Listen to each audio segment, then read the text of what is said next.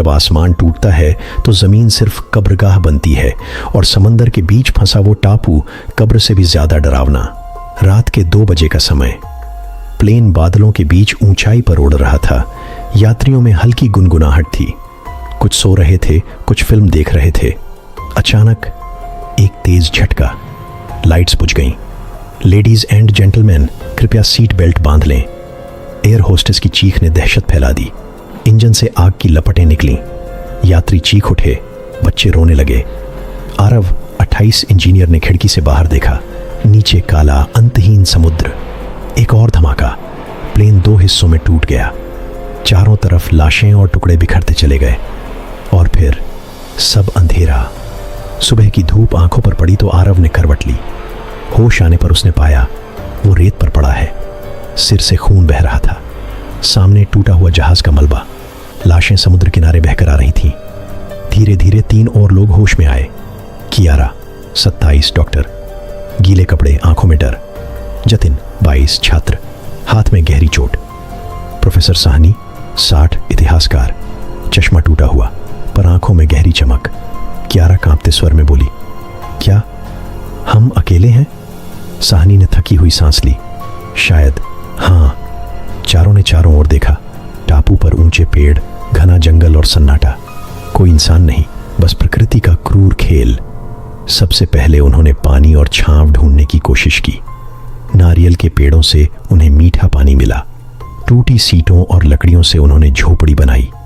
आरव बोला, अगर हम मिलकर काम करेंगे तो जिंदा रह सकते हैं। कियारा ने जतिन की चोट बांधी। जतिन ने कमजोर मुस्कान दी। डॉक्टर, अगर मैं बच गया तो आपको थैंक यू जरूर कहूंगा। लेकिन प्रोफेसर चुप रहे। रेत पर बैठकर वो अजीब से चिन्ह बना रहे थे, जैसे कोई नक्शा। तीसरे दिन सबका जोश कम होने लगा। नारियल सीमित थे, मछलियां पकड़ना मुश्किल। भूख पेट काटने लगी। रात को जतिन ने अजीब आवाज सुनी, जंगल से आती थाप, जैसे कोई चल रहा हो। यहां कोई और है, जतिन ने कहा। आरव हंसा। ये तेरी थकान है।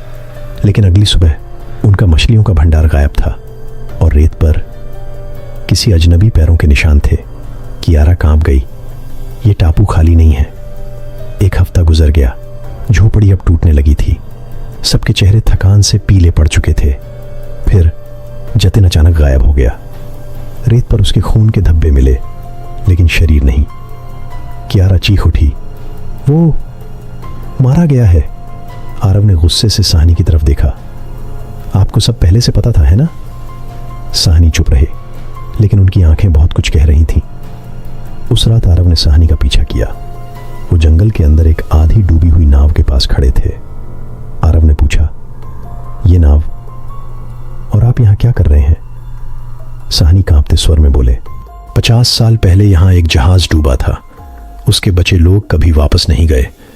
कहा जाता है इस टापू पर कुछ और रहता है, न इंसान न जानवर, कुछ बीच का। आरव की सांसें रुक गईं। अगले दिन साहनी की लाश समुद्र किनारे मिली। उसके शरीर पर गहरे दांतों के निशान थे। कियारा कांप गई। ये इंसान का काम नहीं। रात को झोपड़ी के बाहर साए घूमते दिखे, आंखों में चमक, दांतों में खून की बूंदें। आरव ने मशाल जलाई, लेकिन साए झटके से अंधेरे में गायब हो गए। आरव और कियारा ने हिम्मत कर जंगल के भीतर कदम रखा। वहां उन्हें एक पुराना गांव मिला। टूटी झोपड़ियां, बिखरी हड्डियां और दीवारों पर उकेरे अजीब प्रतीक। कियारा ने फुसफुसाया, ये लोग यहां रहते थे, लेकिन किसने इन्हें मारा? तभी पेड़ों के पीछे से साए बाहर आए, मानव जैसी आकृति, लेकिन आंखें लाल और नाखून चाकू जैसे। दोनों ने भागकर जान बचाई। झोपड़ी में लौटने पर कियारा ने देखा आरव की बांह पर वही दांतों के निशान थे, जैसे साहनी के शरीर पर। तुम्हें भी काटा गया है? कियारा की आंखें चौड़ी हो गईं। आरव चुप रहा, फिर धीमे स्वर में बोला, मैं अब पहले जैसा नहीं हूं। इस टापू ने मुझे बदलना शुरू कर दिया है। कियारा डर के मारे पीछे हट गई। उसकी आंखों में आंसू थे। सूरज उगते ही दूर समुद्र में एक जहाज दिखाई दिया। कियारा भागकर किनारे पहुंची और हाथ हिलाने लगी। जहाज ने उसे देख लिया और नाव भेज दी। लेकिन जैसे ही नाव पास पहुंची, आरव रेत पर खड़ा था, खून से सना हुआ, आंखों में अजीब चमक। कियारा चिल्लाई। आरव, साथ चलो। आरव मुस्कुराया और बोला, नहीं, ये टापू अब मेरा घर है। कियारा को बचा लिया गया। नाव ने उसे जहाज तक पहुंचाया, लेकिन पीछे रह गया टापू का शाप और आरव की दहशत। जहाज पर बैठी कियारा रो रही थी। उसने आखिरी बार टापू की तरफ देखा। वो जान चुकी थी, कभी कभी जिंदा बच जाना भी हार होती है, क्योंकि असली कैद हमारे डर और यादों में होती है। आगे की कहानी समंदर की ओर बढ़ते जहाज पर बैठी कियारा की सांसें हाँफ रही थीं। उसका शरीर कांप रहा था, लेकिन दिमाग उससे भी ज्यादा थका हुआ था। कप्तान ने उसे पानी दिया और पूछा, मैडम, आप अकेली कैसे बची? कियारा की आंखें खाली थीं। वह कुछ कह नहीं पाई। उसकी जुबान पर सिर्फ एक शब्द था, आरव। जहाज पर बाकी यात्री उसे तसल्ली देने लगे। डॉक्टर ने उसकी चोटों पर मरहम लगाया, लेकिन उसका मन भीतर से खोखला हो चुका था। रात को जब सब सो गए, कियारा डेक पर बैठी थी। उसने चांदनी में उस टापू को आखिरी बार देखा। वह धुंध में लिपटा हुआ दूर जा रहा था, लेकिन उसके कानों में अब भी वही आवाज गूंज रही थी, ये टापू अब मेरा घर है। उसके भीतर सवाल थे, क्या आरव अब इंसान रहा भी है या नहीं? जतिन और साहनी को किसने मारा? क्या वो साए वास्तव में मौजूद थे, या भूख और डर ने सबको पागल बना दिया? कुछ हफ्तों बाद कियारा को शहर लाया गया।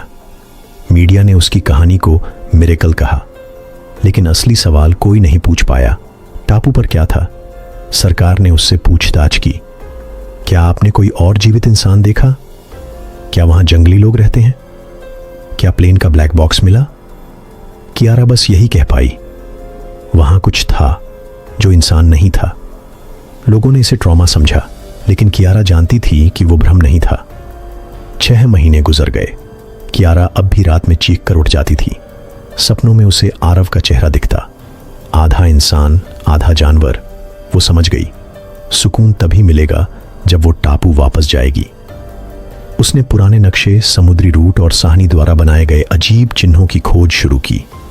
साहनी की डायरी जो उसके सामान से मिली थी, उसमें लिखा था, ये टापू, जिसे स्थानीय लोग काला द्वीप कहते हैं, कभी इंसानों का गांव था, लेकिन समुद्र की गहराइयों से आए अजीब जीवों ने उन्हें खा लिया, और जो बचे वो खुद उन्हीं जैसे बन गए। कियारा ने एक प्राइवेट एक्सपीडिशन टीम बनाई। उसके साथ थे कर्नल राठौर, रिटायर्ड सैनिक, अब ट्रेकर, नील, डॉक्यूमेंट्री फिल्म मेकर, रोमांच का दीवाना, सोफिया, समुद्री वैज्ञानिक। सबने मिलकर टापू पर जाने का फैसला किया। कियारा जानती थी ये सफर खतरनाक है, लेकिन उसके लिए ये न सिर्फ सच जानने बल्कि आरव को ढूंढने का मिशन था। 3 दिन की समुद्री यात्रा के बाद आखिरकार वही टापू सामने था। अब की बार सब तैयार थे, कैमरे, हथियार, दवाइयां और टॉर्च। जैसे ही उन्होंने किनारे कदम रखा, नील ने कैमरा ऑन किया।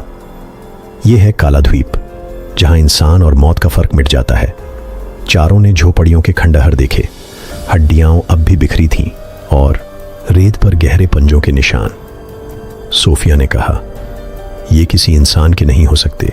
रात होते ही जंगल से वहीं चमकती आंखें दिखीं। कर्नल ने गोली चलाई, लेकिन साए भाग खड़े हुए। कियारा का दिल तेजी से धड़क रहा था।